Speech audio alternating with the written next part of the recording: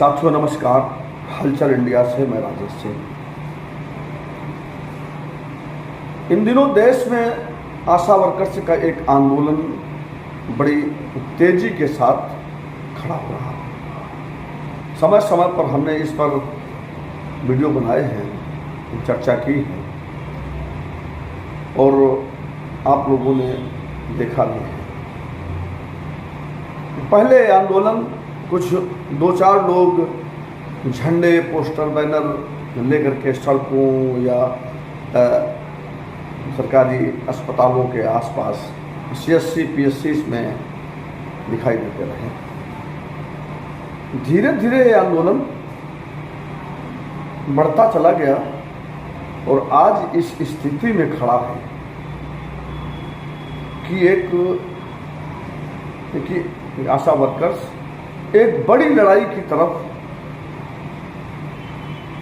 जा रही है। 25 सितंबर को लखनऊ के इको गार्डन में लगभग 25,000 से 30,000 के आसपास आशा वर्कर्स ने महाजुदान का एक कार्यक्रम किया और जिस तरह से प्रदेश भर से कोने कोने से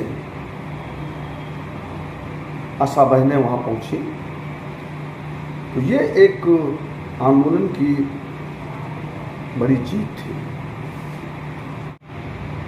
25 सितंबर के इको गार्डन के इस कार्यक्रम को देखने के बाद यह तय था कि सत्ता का दमन बढ़ेगा और वो 25 तारीख के बाद 26 तारीख को ही वो चीज़ें सामने आने लगी। हालांकि जब ये आंदोलन चल रहा था, जब इस आंदोलन की तैयारियां चल रही थी, तो 24 तारीख की देर रात तक आशा वर्कर्स को धमकियां दी गई, धमकियां दी गई। शासन प्रशासन ने हर प्रयास किया कि ज़्यादा लोग वहाँ न जुटे। बावजूद इसके 25,000 से 30,000 के आसपास आशा वर्कर्स उत्तर प्रदेश के दूर दराज जो CSC PSC थी वहाँ से आई, तो सत्ता को डरना स्वाभाविक था और सत्ता जब डरती है तो दमन को और तेज करती है, डराना चाहती है, धमकाती है, डराती है, नई नई शोसेबाजियाँ करती है। और 25 तारीख के बाद 25 तारीख को कार्यक्रम जैसे ही खत्म हुआ, वैसे ही नए नए शाही फरमान जारी होने लगे। 8 घंटे की ड्यूटी, 2,000 रुपये वेतन नहीं, मान दे। 8 घंटे की ड्यूटी 2,000 रुपये मान दे, वो 24 घंटे की ड्यूटी में तब्दील कर दिया गया। एक फरमान जारी किया गया गोल्डन आयुष्मान कार्ड के नाम पर कि गोल्डन आयुष्मान कार्ड सबको बनाने हैं और आशा वर्कर्स उसमें इन्वॉल्व रहेगी। सुबह 6 बजे से 9 बजे तक, रात 6 बजे से 11 बजे तक, 12 बजे तक और कहीं कहीं तो 2 बजे तक। इस तरह के बहुत सारे फरमान अलग अलग जिलों में वहाँ के जिला अधिकारियों ने, अधीक्षकों ने जारी किए। तो उत्तर प्रदेश आशा वर्कर्स यूनियन ने इस फरमान की नाफरमानी का कदम उठाया और एक अपील जारी करते हुए कहा कि कोई काम नहीं करेगा और उसके लिए उत्तर प्रदेश मुख्यमंत्री NRHM के डायरेक्टर और महिला आयोग को लिखा था, ईमेल से सूचना भेजी गई, लेकिन कोई जवाब नहीं है। अब ये सोचने वाली बात है कि सेंटर जो हैं, सामुदायिक स्वास्थ्य केंद्र और ये जो भी प्राथमिक स्वास्थ्य केंद्र हैं, ये जहाँ भी हैं तो आशाएं उसके आसपास तो रहती नहीं है। उनके कोई 10 किलोमीटर दूरी पर रहती है, कोई 20 किलोमीटर की दूरी पर रहती है, कोई 15 किलोमीटर की दूरी पर रहती है। शाम के 6 बजे से 11 बजे तक, 12 बजे तक उसको आयुष्मान कार्ड के नाम पर सेंटर पर आना है और 11 बजे 12 बजे के बाद उसको अपने घर जाना है। कितनी संवेदनशील और अमानवीय ये बात है। ये जो हमारी सरकार ने जो फरमान जारी किए हैं, हमारी सरकारों के नियंता जो हैं कितने अमानवीय फैसले लेते हैं। इसमें 2 बातें हो सकती हैं, या तो वो इनको इंसान ही नहीं समझते,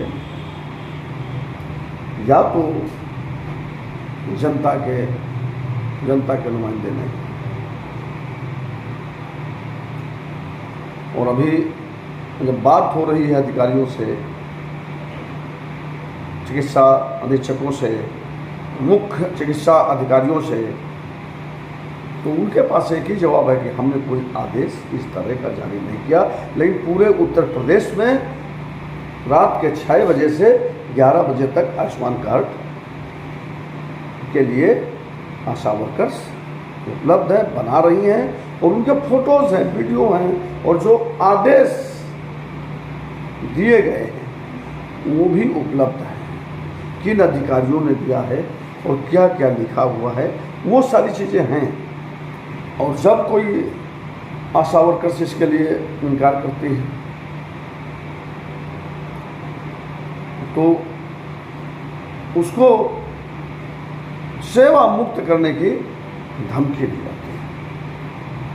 हद तो उस समय हो जाती है जब फर्रुखाबाद के सीएमओ को जब वहाँ की आशाओं ने ज्ञापन दिया कि सर हमें दिक्कत हो रही है, बहुत काम है, हम पूरे दिन यहाँ काम करेंगे, रात में वहाँ काम करेंगे, सर मुझसे नहीं हो सकता इतना काम। तो वो काबिल अधिकारी हमारे, वो सीएमओ साहब का उत्तर क्या था जानते हैं? उन्होंने कहा कि इस काम में अपने बच्चों को लगाइए, अगर आपसे काम नहीं संभलता है तो अपने बच्चों को लगाइए। यह हद हो गई, यह हद दर्जे की लोकतांत्रिक, अमानवीय, संवेदनशील बात है, घटना है। उत्तर प्रदेश आशा वर्कर्स यूनियन के, जो कि एक्टू से संबद्ध है, all India central council of trade union, तो एक्टू के नेताओं ने और भी तमाम तरह से इसे रोकने के लिए प्रयास किया है, लेकिन शासन प्रशासन किसी भी तरह सुनने को तैयार नहीं है। अब ये लड़ाई आगे जाएगी, ये तय है, और शायद दुनिया के इतिहास में महिलाओं की इतनी बड़ी संगठित लड़ाई शायद ये पहली लड़ाई हो। और शासन के इसी शोषण और दमन के विरुद्ध आंदोलन को और धारदार बनाने की तैयारी के लिए उत्तर प्रदेश आशा वर्कर्स यूनियन संबद्ध एक्टू की एक बैठक 8 अक्टूबर को कानपुर में आहूत की गई है, जिसमें आगे के आंदोलन की रणनीति तैयार की जाएगी। धन्यवाद।